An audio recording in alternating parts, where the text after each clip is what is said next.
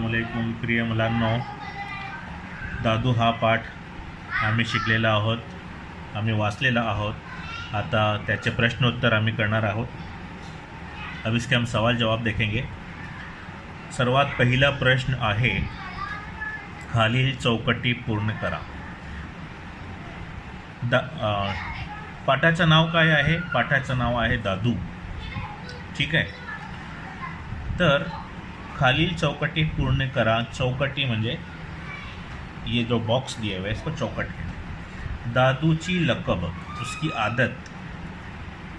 दूसरा है लेखकाचा छंद, उसको क्या पसंद था. तिसरा है दादूच्या मुलाचे नोकरी करायचे ठिकाण, सोलापूर गिरणी. लेखकाचा छंद क्रिकेट खेळणे. दादूची कलप एक खांदा हलवून चालणे. दूसरा प्रश्न, दादूचे खालील बाबतीत वर्णन करा. दादू कैसा था, उसके काम, इधर काम लिखना है, इधर गुण लिखना है. तो इस तरह अगर दिया हुआ रहा तो आपको इस बॉक्स के नीचे एक और बॉक्स बना के उसमें लिखना होगा. काम क्या था, उसका नौकर था वो. गुण क्या था, उसके अंदर प्रामाणिकपना था, ईमानदारी थी, खरेपने थे, उसके अंदर ये चीज़ लिख सकते हैं. प्रश्न 2, का ते लिहा. का यानी क्यों.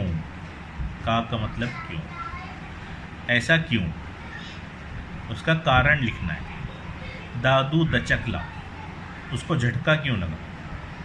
उसका उत्तर है, लेखकाच्या मित्राने बियर आणायला सांगितले म्हणून. बियर लाने का हुक्म सुनकर उसको झटका लगा. दादू लहान मुलासारखा हसू लागला. छोटे बच्चे ऐसा क्यों हंसने लगा. लेखक ने उसके दोस्त को जो घर भेजने की आइडिया निकाली थी उसकी वजह से. मित्राला घरी पाठवण्याची सुंदर युक्ति बघून. इसके बाद अगला प्रश्न है, पेज नंबर 13 पर ही ये सवालात दिए हुए हैं. प्रश्न नंबर 3 का अ, खालील वाक्यात कंसातील वाक्प्रचार. कंसातील ये ब्रैकेट जो दिया, देखिए यहाँ से यहाँ तक के ब्रैकेट है. इसमें जो वाक्प्रचार दिए हुए हैं, एक, अंग आमुल जाणे, धुवा उडवणे, काडीचाही त्रास न होणे, थक्क होणे. ये 5 दिए हुए वाक्प्रचार योग्य ठिकाणी वापरून पुन्हा लिहा. यानी इस जुमले में इन 5 में से हर एक को एक एक जगह फिट करना है. पहला है, आम्ही ताजमहलचे सौंदर्य बघून आश्चर्यचकित झालो. उसकी जगह आएगा थक्क झालो. यहाँ से लिए हमने थक्क होने जो है इसको चेंज कर दिए झालो, क्योंकि यहाँ पर झालो है. थक्क झालो का मतलब आश्चर्य, हैरान रह जाना. भारताच्या क्रिकेट संघाने इंग्लंडला हरवले. तो हरवले की जगह लिखेंगे धुवा उडवला. भारताच्या संघाने इंग्लैंडचा धुवा उड़वला. ये आप लोग इस तरह से पूरा जुमला बनाकर लिखेंगे.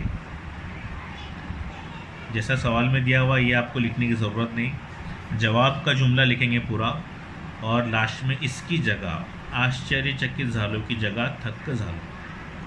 यहाँ पर हरवले की जगह धुवा उडवले ये आएगा. बैलगाडीच्या प्रवासाने माझे अंग थकून गेले. थकून गेले की जगह आंबून गेले. आंबून जाने का हमने इस्तेमाल किया, अंग आंबून जाणे. चौथा, प्रवासात मला अजिबात त्रास झाला नाही. तो उसका जवाब ऐसा आएगा, प्रवासात मला काडीचाही त्रास झाला नाही. इस तरह से आपको पूरा जुमला लिखना है. ये हो गया मुहावरे का वाक्प्रचार. अगला प्रश्न है, पाठात विशेषण शोधा. इन अल्फाज के विशेषण ढूंढना है. गड़ी, उसका आएगा अनुभवी. जब लेखक ने कहा था कि मला एक अनुभवी गड़ी लाभणार आहे, मुझे एक नौकर मिलने वाला है. अनुभवी का मतलब है तजुर्बेकार. जागा, कैसी जगह थी वो जहाँ पर पानी निकल रहा था. खड़काड़ यानी खड़क यानी कि पत्थर, पथरीली ज़मीन. जगह की सिफत थी पथरीली. विशेषण. जगह का विशेषण खड़काड़। झरा, झरा कैसा था? उसकी सिफत गोड़, मीठा, उसके दिल के अंदर मीठा झरा था। स्वर, रागीट स्वर, लेखक ने रागीट स्वर में कहा था कि तुम्हें नौकरी से निकाल दूंगा। अगला प्रश्न देखेंगे हम लोग, खालील शब्दांना पाठातील विरुद्धार्थी शब्द शोधा। इनके विरुद्धार्थी ढूंढना है, 1 2 3। कुरूप, गरम, कड़ू। देख, कुरूप का मतलब होता है बदसूरत, तो खूबसूरत की जगह मराठी में हम लिखेंगे सुंदर। कड़ू, गोड़, गरम, ठंड, ये इसका ऑपोजिट लिखा हमने, विरुद्धार्थी। स्वमत के सवालात के जवाब मैं आपको लिखकर अभी उसके दिखाऊंगा। अब यहाँ पर ध्यान दीजिए ज़रा, भाषाभ्यास यानी कि व्याकरण, ग्रामर। अधोरेखित यानी अंडरलाइन किए हुए, ये लफ्ज़ याद रखो, अधोरेखित। शब्दांविषयी खालील माहिती भरून तख्ता पूर्ण करा। तख्ता यानी कि टेबल पूर्ण करना है। पहला जुमला दिया हुआ है, उसमें से 2 अल्फाज को अंडरलाइन किया हुआ है। रमेशचा भाऊ शाळेत गेला। अब यहाँ पर इसका सरल रूप लिखना है जो अल्फाज दिए हुए हैं। यहाँ पर उन अल्फाज का सामान्य रूप लिखना है, यहाँ पर उनके प्रत्यय लिखना है। प्रत्यय मतलब किसी भी शब्द के बाद एक अक्षर लगता है एक्स्ट्रा, उसको कहते हैं प्रत्यय। जैसे उर्दू में लाहिके होते हैं, साबिके और लाहिके। तो आप देखेंगे यहाँ पर रमेश चा, इसको अंडरलाइन किया तो हमने सरल रूप सीधा सीधा लिख दिया रमेश चा। दूसरा शाळेत, अब रमेश चा का सामान्य रूप क्या है? बुनियादी रमेश है, तो चा क्या है? ये प्रत्यय है। रमेश और चा दोनों को अलग अलग किया। शाळेत ये लफ्ज़ दिया हुआ है, शाला और एत ये दोनों मिला के बना शाळेत, तो ये जो एक्स्ट्रा लगे हुए ना ये प्रत्यय है। यहाँ पे दूसरे जुमले में बैंके ने शेतकऱ्याला, बैंके ने तो रियल वर्ड है बैंक, और ए ने दोनों मिला के बैंके ने। शेतकऱ्याला, इसका रियल वर्ड क्या है? शेतकरी, अब उसको लगा याला, तो ये याला प्रत्यय है, सामान्य रूप है शेतकरी। सुट्टीत, इसका सामान्य रूप सुट्टी, और उसमें ईत लगाए तो सुट्टेत, ये यहाँ पे देखिए। मित्रांशी, मित्रान ये जमा है मित्रों की, और शी उन से, ये हो गया मित्रांशी। शी यहाँ पर प्रत्यय है। मंडईत, मंडळ ईत, मंडईत। फड़ांच्या, फड़ांच्या, इस तरह से आपको ये टेबल बनाकर इसको लिखना है। अब हम कुछ शब्द संपदा के सवालात देखेंगे, यानी कि शब्दों का ज़ख़ीरा आपके पास होना चाहिए, उनके समानार्थी, उनके विरुद्धार्थी। सबसे पहला है समानार्थी। समानार्थी में बराबर की अलामत लगाते हैं, और आपको मालूम है विरुद्धार्थी जो अपोजिट है उसमें ज़र्ब की निशानी, ये उल्टा हो जाता है। और यहाँ समानार्थी में बराबर है, यानी कि एक ही चीज़ के 2 अल्फाज। भेटणे, मुलाकात घेणे। ठाऊक, माहित। वर्ष, साल। पाऊस, वर्षा। देखिए वर्ष और ये वर्षा अलग अलग चीज़ें हैं। दडवून ठेवणे, जपून ठेवणे। अध्यापक, शिक्षक, ये हो गया। इसके बाद वचन बदला, बातमी, बातम्या। मीनार, मीनारे। खिड़कियाँ, ये जमा है, खिड़की ये वाहिद है। वचन यानी कि वाहिद जमा, जो जमा में दिया रहेगा उसको वाहिद करने का, जो वाहिद दिया हुआ रहेगा उसको जमा में लिखना होगा। इमारत, इमारती, ये इसकी जमा है, अनेक वचन है। पत्रे, अनेक वचन, उसका एक वचन पत्र। आठवणी, अनेक वचन, आठवण एक वचन। विरुद्धार्थी शब्द, प्रसन्न, उदास। लहान, मोठे। पवित्र, अपवित्र। गोड, कटू या कडू भी बोल सकते हैं। सुंदर, गलिच्छ। आखूड, लांब, ये ऑपोजिट हो गया। लिंग ओळखा, लिंग पहचानना है। मकबरा, पुल्लिंग। विद्यापीठ, नपुंसक लिंग। वाट स्त्रीलिंग, डोंगर पुल्लिंग, नागिन स्त्रीलिंग। अब यहाँ पर दादू इस सबक पर कुछ एक जुमले वाले सवाल और जवाब हैं।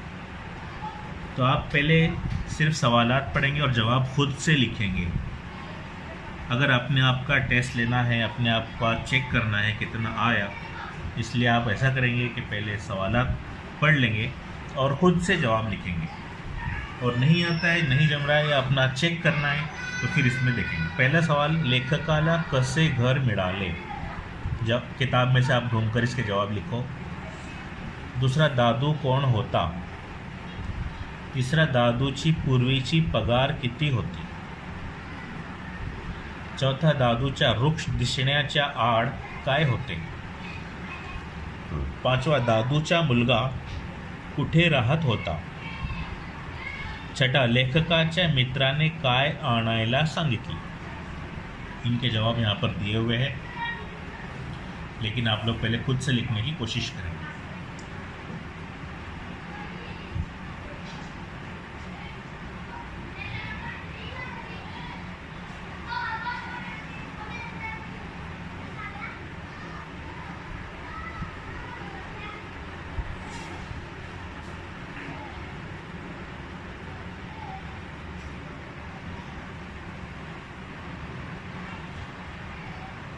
इसके बाद इस सबक के कुछ सवाल अपना शब्दार्थ है, अल्फाज में नहीं। सहज यानी कि सरल मराठी में, आसान हिंदी और उर्दू में, लबाड़ झूठा झूठा, प्रामाणिकपना ईमानदारी उर्दू में भी वही, ऊन गरम गर्म, स्तुति प्रशंसा तारीफ, क्षणिक पल भर लम्हा। और ये इस सबक में आए हुए वाक्य प्रचार हैं, इसका हमने जुमले में इस्तेमाल किया है। आम्बुन जाने थक जाना, ये उसका मीनिंग मैं पेंटरलाइन किया। नीचे हेडिंग दी वाक्य। अब इससे को जुमले में इस्तेमाल करने के लिए पहले वाक्य लिखेंगे और हमने जुमला बनाया है। आप अपना जुमला बना सकते हैं। मैंने इस तरह बनाया है, डोंगरावर चढ़ता चढ़ता अंग आंबून गेले। डोंगरावर चढ़ता चढ़ता अंग आंबून गेले। दूसरा है धुआं उड़ाने, किसी को पछाड़ देना, किसी को हरा देना। वाक्य, मी कबड्डीत दुसऱ्याचा धुआं उडवला। तीसरा है पोटात काटे भरणे, भूखा रहना। इसका जुमला मैंने बनाया है वाक्य, लॉकडाऊनमुळे गरिबांना पोटात काटे भरण्याची वेळ आली आहे। इसके बाद फिर आया है लिंग बदला, म्हातारा म्हातारी, पुरुष स्त्री, शेतकरी शेतकरीण, ये मुजक्कर है, ये मोमनस है। मोर लांडोर, हत्ती हत्तीण, मुलगा मुलगी। इसके बाद देखेंगे स्वमत के सवालात। पहला है, दादू ने लेखकाच्या मित्राच्या कामाला नकार दिला। दादू ने लेखक के मित्र के काम को नकार दिया, इनकार कर दिया। इसको हमें क्या सीखने को मिलता है, हे घटना आम्हाला काय शिकवते। तो आप लोग जानते हैं कि उसने बहुत अच्छा काम किया था, बुरे काम से मना कर दिया था और इस बात के लिए तैयार हो गया था कि अगर उसकी नौकरी भी चली गई तो भी वो इस तरह का कोई काम नहीं करेगा। इसी को मैंने लिखा है, दादू हा सोपा आणि सरळ माणूस होता। लेखकाच्या मित्राने त्याला बियर आणायला सांगितले। हा एक वाईट काम आहे, बुरा काम है, म्हणून दादूने करायला नकार दिले।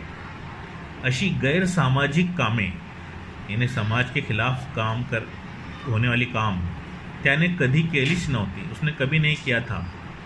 तो नोकरी सोडायला पण तयार झाला, पण असा अनैतिक काम केला नाही। ही बाब, ये जो वाक्य था, मला अगदी नैतिक वाटली आणि हाच खरा प्रामाणिकपणा आहे होय। दूसरा प्रश्न है, दादूच्या स्वभावातील गुणविशेष लिहा। दादू के स्वभाव में, उसके मिजाज में आपको क्या ख़ास बात पसंद आई। तो उसका जवाब है, या जगात खूप सारे लोग अप टू डेट राहतात। इस दुनिया में बहुत सारे लोग फॅशन से और ज़ाहिरी तौर पर बहुत खूबसूरत रहते हैं, म्हणजे आपले वस्त्र, सूट बूट, बोलणे चालणे खूप सावरतात, पण त्या लोकात प्रामाणिकपणाची कमी असते. प्रामाणिकपणाच आपल्या जीवनात अत्यावश्यक आहे. खोटारड्या व्यक्तीला, झूठे आदमी को कोणीही जवळ ठेवत नाही, अपने करीब नहीं रखता, त्याशी देणे घेणे करत नाही, से लेनदेन नहीं करता. तसेच इतर लोक त्याच्यावर विश्वास ठेवत नाही, उसके ऊपर भरोसा भी नहीं करता कोई. प्रामाणिक व सभ्य माणूस, प्रामाणिक, ईमानदार, सभ्य यानी कि अच्छी तहजीब वाला, सभ्य माणूस लोकांच्या हृदयात वास करतो.